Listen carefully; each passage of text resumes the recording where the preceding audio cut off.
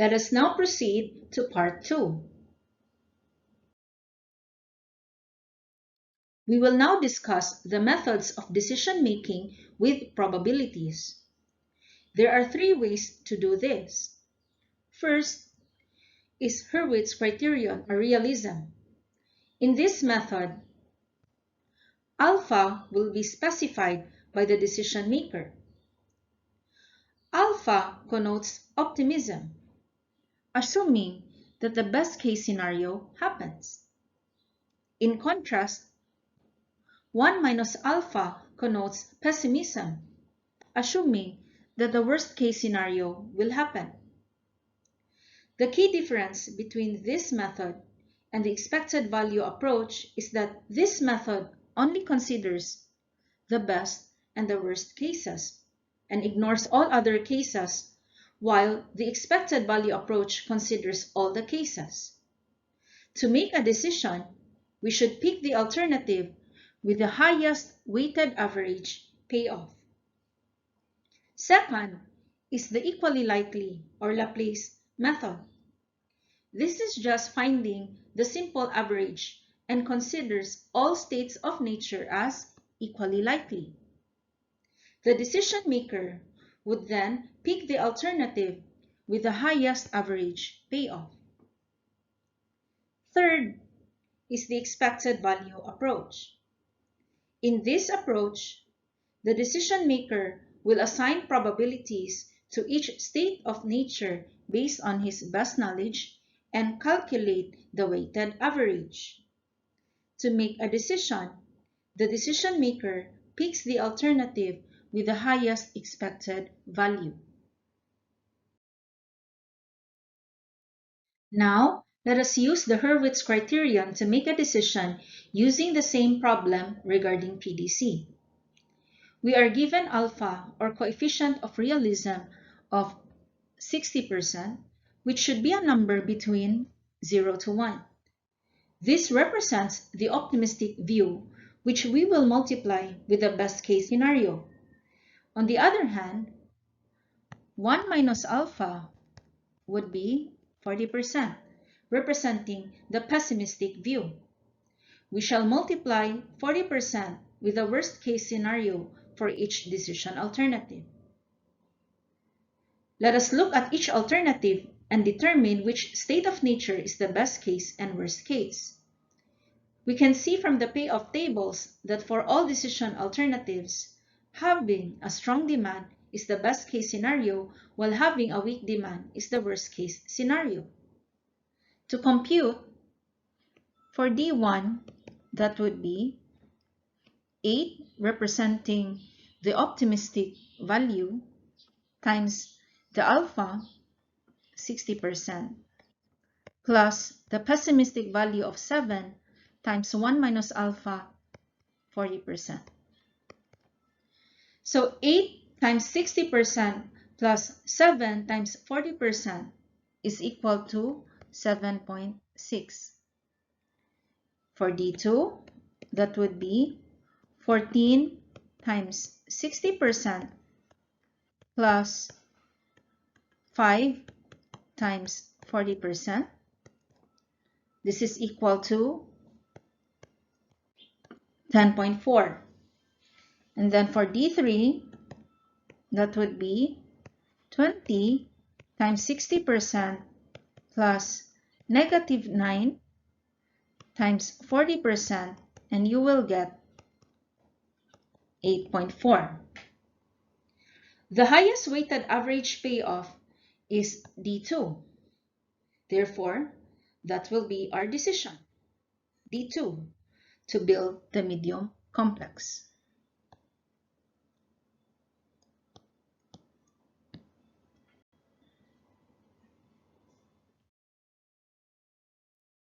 Let us solve another problem using the Hurwitz criterion. We need to pick the best case and worst case for each decision alternative. For D1, the best case is 14, and the worst is 5. For D2, we have 11 as the best case and 7 as the worst case. For D3, the best case is 11 and the worst case is 9. And for D4, the best case is 13 and the worst case is 8. The alpha is given at 70%. Therefore, 1 minus alpha would be equal to 30%. So let us now make the computation. For D1, that would be 14 times 70% plus 5 times 30%. And this is equal to 11.3. For D2, that would be 11 times 70% plus 7 times 30% equal to 9.8. For D3, that would be 11 times 70% plus 9 times 30%, and we will get 10.4. And for D4, we have 13 times 70% plus 8 times 30%, we will get 11.5. So among the 4 decision alternatives, D4 has the highest weighted average payoff. So we are going to choose alternative D4.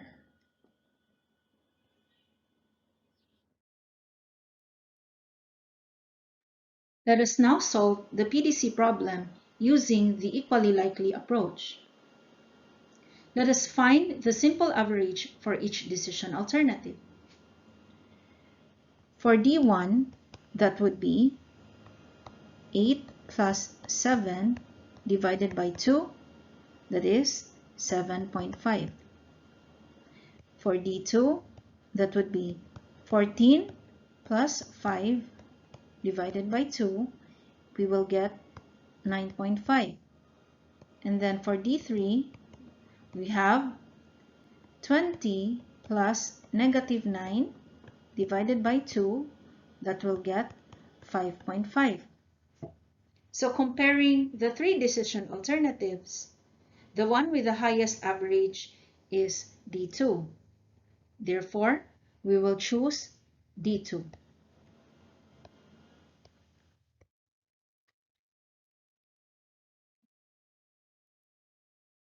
Now, another example. Let us find the simple average for each decision alternative so that we will be able to come up with a decision using the equally likely approach. For D1, that is 14 plus 9 plus 10 plus 5 divided by 4 is equal to 9.5. For alternative D2, we have 11 plus 10 plus 8 plus 7 divided by 4. That would be 9. For D3, we have 9 plus 10 plus 10 plus 11 divided by 4. That is 10. And lastly, D4 is equal to 8 plus 10 plus 11 plus 13 divided by 4, we get 10.5. So, comparing the averages of the 4 decision alternatives, we find out that D4 has the largest average. Therefore, our answer is we're going to choose alternative D4.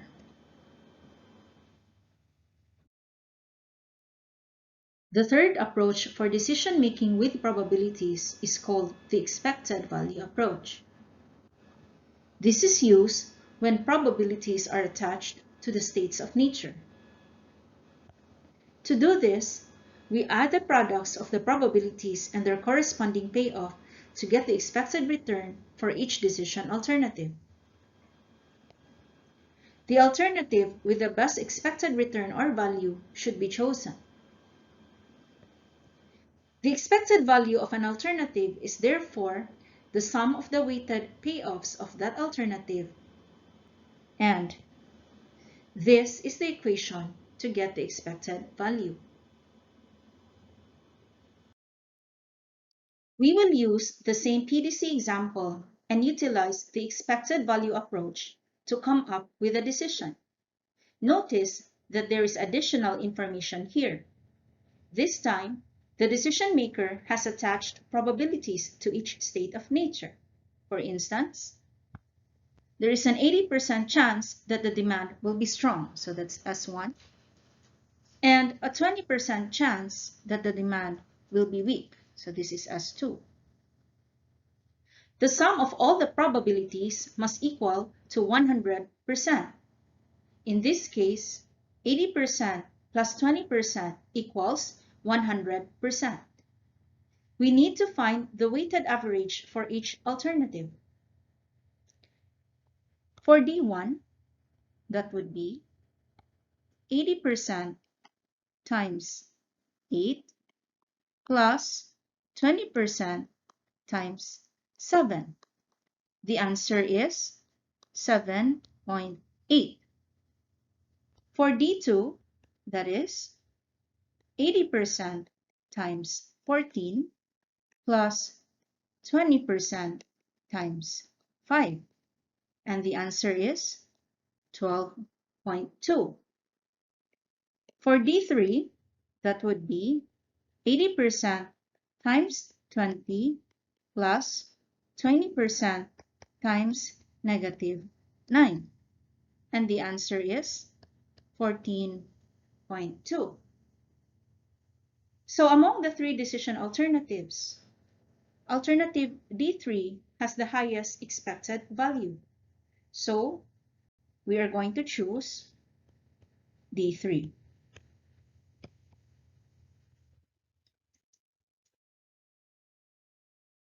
We can also construct a decision tree to help us solve decision problems using the expected value approach. A decision tree is a chronological representation of the decision problem, and it shows to us all the decision alternatives, the consequences, the outcomes, costs, and utility. Each decision tree has two types of nodes. The round nodes correspond to the states of nature, and branches leaving round nodes represent different states of nature. We also have square nodes. They correspond to decision alternatives, and branches leaving square nodes represent different decision alternatives. The payoffs are indicated at the end of each limb of the tree. In this slide, we are tasked to use decision tree analysis to help PDC make a decision. We have three decision alternatives, D1, D2, and D3, and we have two states of nature, S1 representing strong demand and S2 representing weak demand. So in making the decision tree, we first branch out the three decision alternatives, D1, D2, and D3. And for each decision alternatives, we are going to branch out to the two states of nature, which is strong and weak. We also write down the probabilities attached to the states of nature, which is there's an 80% chance that the demand is strong and 20% chance that the demand is weak. Afterwards, we are going to transfer the payoffs indicated in the payoff table and write it down on the decision tree. So if we choose D1 and the demand is strong, then the payoff is 8. However, if the demand is weak, then the payoff is 7. If we choose D2 and demand is strong, then the payoff is 14. If the demand is weak, then the payoff is 5. If we choose D3 and the demand is strong, then the payoff is 20. However, with a weak demand, your payoff is -9. After that, we are going to multiply the probabilities to the payoffs. So 0.8 times 8 is equal to 6.4. 0.2 times 7, that would be 1.4. Add these two together, 7.8 represents the expected value for decision alternative 1. Next, we do the same thing. 0.8 times 14 is equal to 11.2. 0.2 times 5 is equal to 1.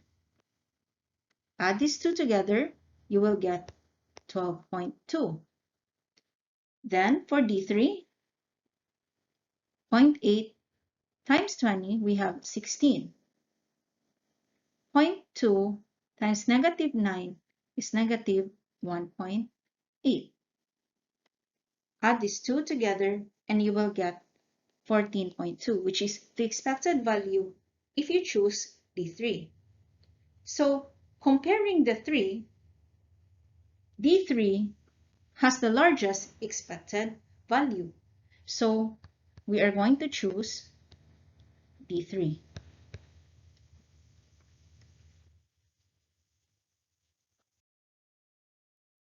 Next, we would like to compute for the expected value of perfect information, or EVPI. This is the increase in the expected profit that would result if the decision maker knows with 100% certainty which state of nature would occur. This provides an upper bound or the maximum on the expected value of any sample or survey information. To compute for EVPI, that would be EVWPI, or expected value with perfect information, minus EVWOPI, which is expected value without perfect information. Now, let us answer these two requirements.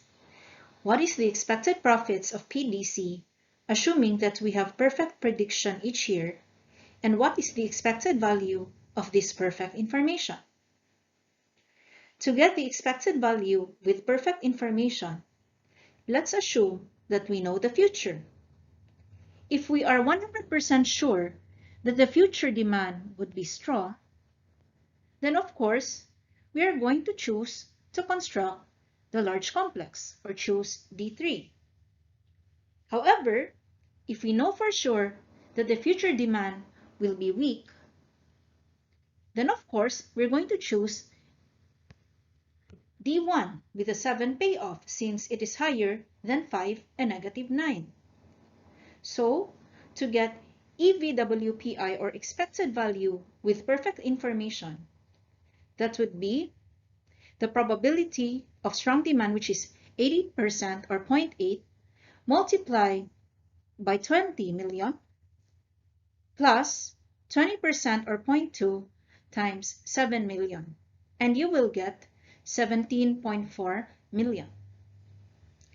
The next requirement is, what is the expected value of this perfect information? But before we can answer that, we need to know what is the EVWPI and EVWOPI, since that is the difference between the two. We already know the EVWPI, which is 17.4 million. Now, what is the EVWOPI? Note that earlier, we used the expected value approach and come up with a decision to choose D3, since it has the highest payoff of $14.2 million. This amount of $14.2 million is our EVWOPI. Now, we have everything we need to solve for the EVPI. The EVPI will be equal to EVWPI minus EVWOPI, which is 17.4 million minus 14.2 million. And you will get $3.2 million. Risk analysis is very important in decision analysis because it helps the decision maker recognize the difference between the expected value of a decision alternative and the payoffs that might actually occur. We can construct a risk profile for each decision alternative to show graphically the possible payoffs together with their probabilities. Shown here is the risk profile for the three decision alternatives. For alternative D1, there's a 20% chance that the profit is 7 million and 80% chance that the profit is 8 million. For decision alternative D2, there's a 20% chance that the profit is 5 million and 80% chance that the profit is 14. And finally, for D3, there is a 20% chance that you will have a loss of 9 million, or that's why we have negative 9, and 80% chance that your profit is 20 million. We can see here that the risk profile summarizes in bar charts the payoff tables for PDC. Sensitivity analysis may also be done to see what would happen if one of the inputs, such as the probabilities and payoff values, change. Would our decision differ if there are changes? In the PDC example, we assume that there is an 80% chance of having a strong demand and 20% chance of having a weak demand. But what if the figures change? What if demand becomes 60% strong and 40% weak? Surely, a small change in any input variable can result in a change in the recommended decision alternative. That is why it is important that we should be very careful and take extra effort to ensure that the estimated input values are reliable, because if we are careless in making the estimates, it may result in making a wrong decision. Now, let us talk about decision analysis with sample information. Oftentimes, we have preliminary probabilities for the states of nature that are the best probability values available at that time. We call them prior probabilities. However, since decision makers want to make the optimal decision, they will surely find ways to mitigate the risk and uncertainty by seeking additional information through doing research so that they will know more about the possible states of nature before making a decision. If a decision maker does this and obtains new information, which is often obtained through sampling, he is performing decision analysis with sample information. In this case, he needs to revise or change the prior probabilities, incorporating the additional information he obtains. The revised probabilities are known as posterior probabilities. Let us use the same PDC example, except that we have additional information that the management can consider undertaking a 6-month market research study by obtaining sample information to determine whether the market for condominiums will be favorable or unfavorable. When the market research report is favorable, that means many people are interested in buying a PDC condominium. If the report is unfavorable, that means very few are interested in purchasing a PDC condominium. Take note that the report is only available if you undertake a market research. If you don't undertake a market research, then there will be no report to speak of. The influence diagram when a research study is conducted will look like this. Before deciding on the complex size, the research study is done. The research study gathers information from potential clients through studying the demand by performing interviews, surveys, or asking potential clients to fill up questionnaires. After finding out the results of the research report, that's the time that the decision maker will decide on which complex size should be built.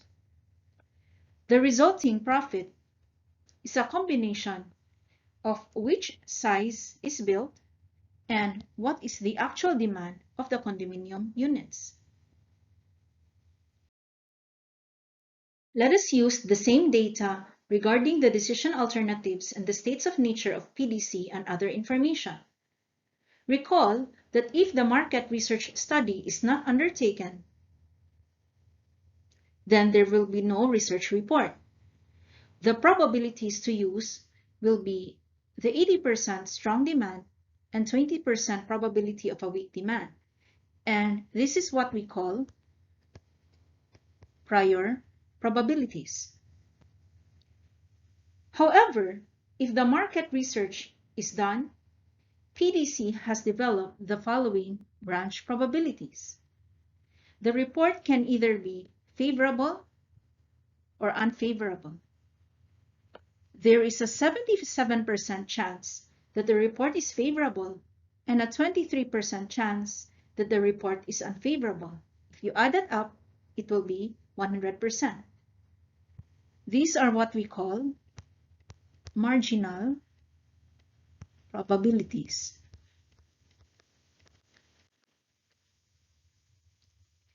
If the research is favorable, the probability that the demand is strong is 94%.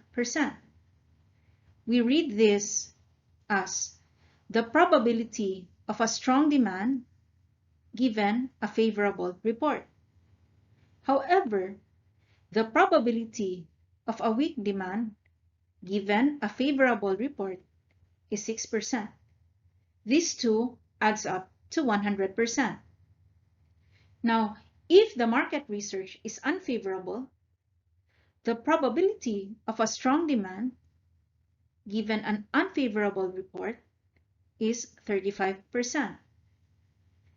And the probability of a weak demand given an unfavorable report is 65%, adding up to 100%. These four probabilities are what we call posterior or revised probabilities.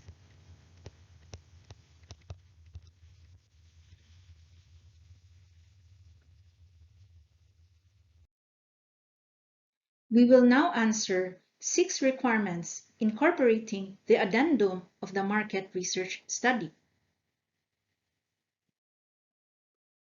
To answer the 6 requirements, we need to construct a decision tree to make it easier for us to answer. We can either proceed with making a decision with or without a market research study. For this part of the decision tree,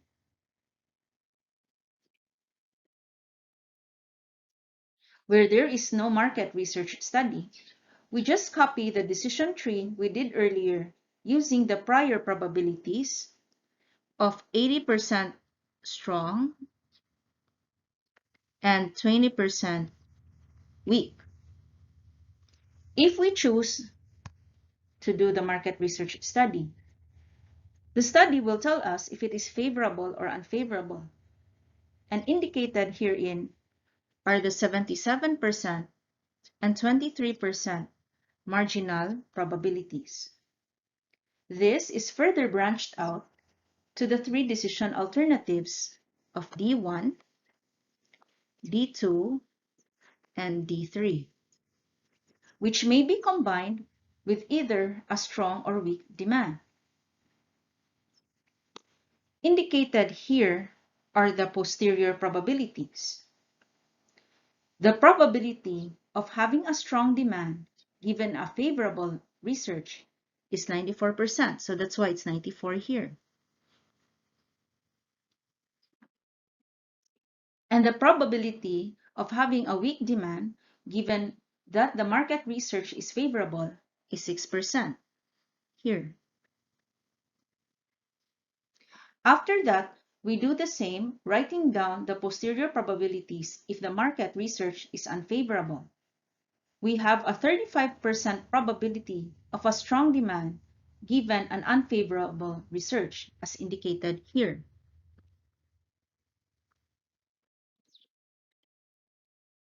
and a 65% probability of a weak demand given an unfavorable research.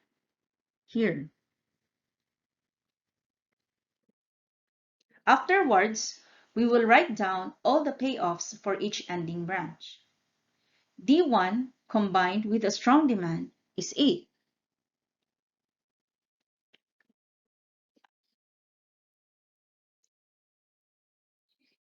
D1 combined with weak is 7. D2 combined with strong is 14.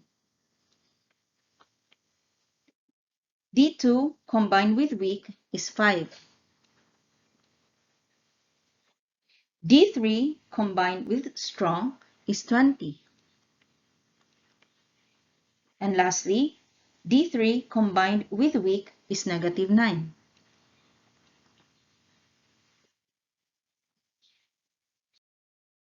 Now let us complete the decision tree so that we can make an optimal decision strategy. A decision strategy is a sequence of decisions and chance outcomes where the decisions chosen depend on chance events. We need to follow the steps indicated in this slide, which is based on a backward pass technique. We need first to compute the expected value and select the decision branch that would lead us to the best expected value. Let us now continue. We have already constructed the decision tree up to this point.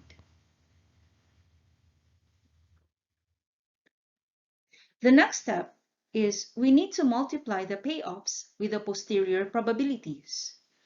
So here we have 94% multiplied by 8, you will get 7.52.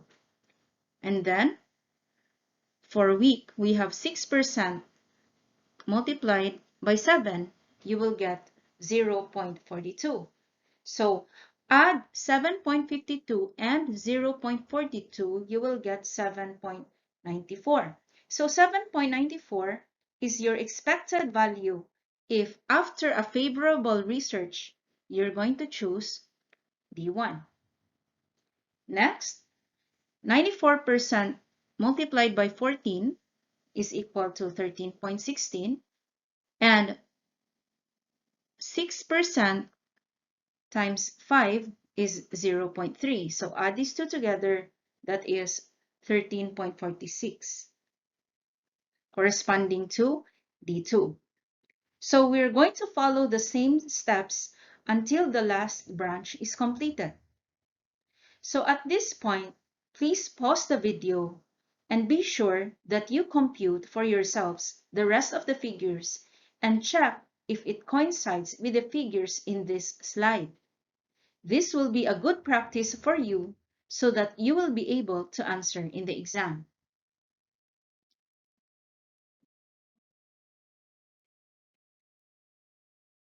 After you're able to come up with all of these figures, if there is no market research study, we will choose D3 because its expected value is higher than that of D1 and D2. If a market research study is done, remember, you still have the favorable and unfavorable branches. If after the study, we determine that it will be favorable, then we will choose D3 because its expected value of 18.26 is higher than 7.94 and 13.46, which are the expected values of D1 and D2 respectively. However, if after the study, we conclude that it is unfavorable, then we are going to choose D2 because its expected value of 8.15 is higher than that of 7.35 and 1.15.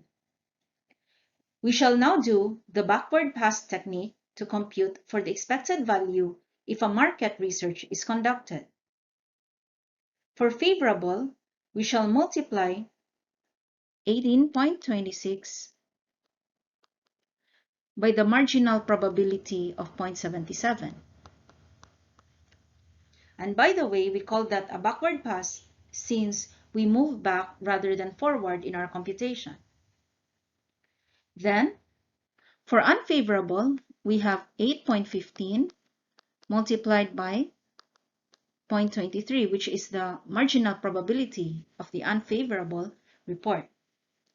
After that, we have to find the weighted average by adding these two. So 18.26 times 0.77 plus 8.15 times 0.23, that is 15.93. So since it's in millions, your answer is $15.93 million is the expected value if the market research study is conducted.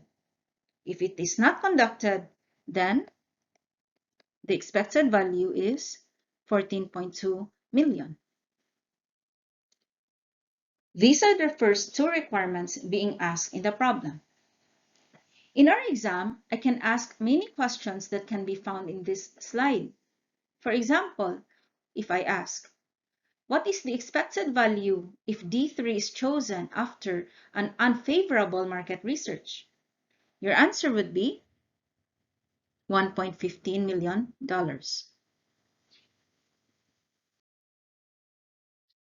Let us now answer the requirements. The first requirement is how much is the expected profits if there is no market research? From our previous computations, we have already established that the answer is $14.2 million.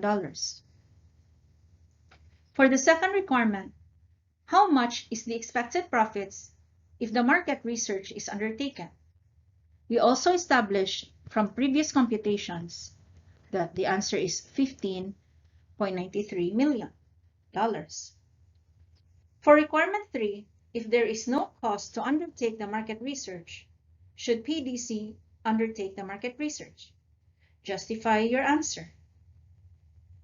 If there is no research, your expected profits is 14.2 million. If there is research, then your expected profit is 15.93 million. Now, since the expected profit, if you do the research, is greater than if you do not do the research, so the answer is yes, PDC should undertake the market research so that he can get a higher expected profit. For requirement 4, if it costs 2 million to undertake the market research, would your answer to number 3 change? Why or why not? If we do not do the research, there is no additional expenditure. So our expected profit will remain at $14.2 million. If we do the research, that would be 15.93 million, but you have to spend 2 million to do the research. So to get the net profit, you have to deduct 2 million, resulting to expected profits of only 13.93 million. So in this case, we can clearly see that it is better not to do the research because 14.2 million expected profits is greater than 13.93 million. So to answer requirement 4, if it costs 2 million to undertake the market research, would your answer to number 3 change? Yes. Why or why not? Yes, because this time, not doing the research will generate you higher expected profits. Let us now summarize the results of our analysis regarding what should be PDC's decision strategy. If there is no cost to undertake the research, PDC's optimal decision strategy is to conduct the market research study. If the market research report is favorable, then construct the large condominium complex or choose decision alternative D3. If the market research report is unfavorable, then construct the medium condominium complex or choose decision alternative D2. However, if it costs $2 million to undertake the research, PDC's optimal decision strategy is do not conduct the market research study and construct the large condominium complex. Choose decision alternative D3. This slide shows us how to construct PDC's risk profile if a market research study is undertaken. Remember that if it is favorable, we will choose D3, and if it is unfavorable, we're going to choose D2. So that is how we come up with the payoffs 20, -9, 14, and 5. To get the probability, we should multiply the marginal probability with the posterior probabilities. So for -9, that is 0.77 times 0.06. So 0.77 times 0.06, the answer is 4.62%. If we round it off, that will become 5%. Now for the next payoff, that would be 0.23 times 0.65.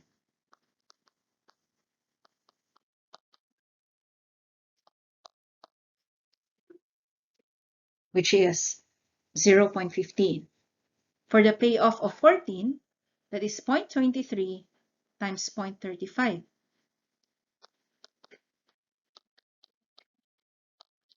And we will get 0.08 or 8%. And for the payoff of 20, that is 0.77 times 0.94, which is 0.72.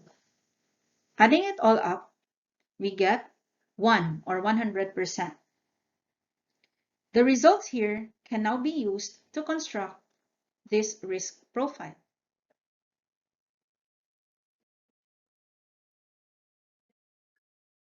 If we compare the risk profile of PDC with and without the market research study, we can clearly see that we have greatly minimized risk if we do the market research.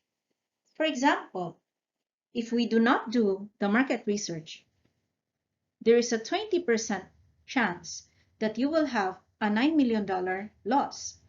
This can be seen in the graph as well.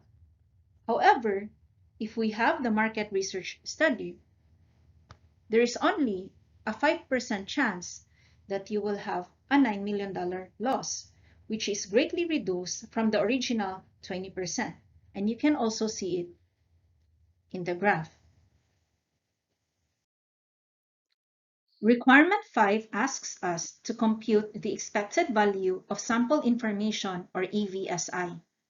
The EVSI is the additional expected profit possible through knowledge of the sample or survey information. In the PDC problem, the market research study is the sample information used to determine the optimal decision strategy. EVSI is computed as EVWSI, or expected value with sample information, in this case with the market research, minus EVWOSI, or expected value without sample information or without the market research. The expected value associated with the market research study is $15.93 million. We also know that the best expected value if there is no market research is $14.2 million. Thus, we can conclude that the difference between the two, 15.93 minus 14.2, which is $1.73 million, is the expected value of sample information, or EVSI. In other words, conducting the market research study adds $1.73 million to PDC's expected value. In requirement 6, we are tasked to compute for the efficiency of sample information, and this is computed as EVSI divided by EVPI multiplied by 100. This efficiency is always a number between 0 and 1 because EVPI, or the expected value of perfect information, is the highest possible value that you can obtain. So EVSI may only be less than or equal to EVPI, as nothing can be greater than perfect. That is what this statement means. EVPI provides an upper bound for EVSI. So if EVPI is 5, EVSI cannot be greater than 5, otherwise the ratio will be greater than 1. So for the given problem, we have computed for EVSI already, which is 1.73 million. We have also computed for EVPI earlier, which is 3.2 million, as shown here. Expected value of perfect information, which is computed as $3.2 million. So if we substitute the values, we have $1.73 million divided by $3.2 million times 100. This amounts to 54.1. We put a percent sign here since efficiency is a ratio. Therefore, EVSI is 54.1%, which means that the information from the market research study is 54.1% as efficient as perfect information. This is the end of part 2. Please take a few moments to stretch for a bit before proceeding to part 3. When you're ready, please watch part 3 of Unit 2, Decision Analysis.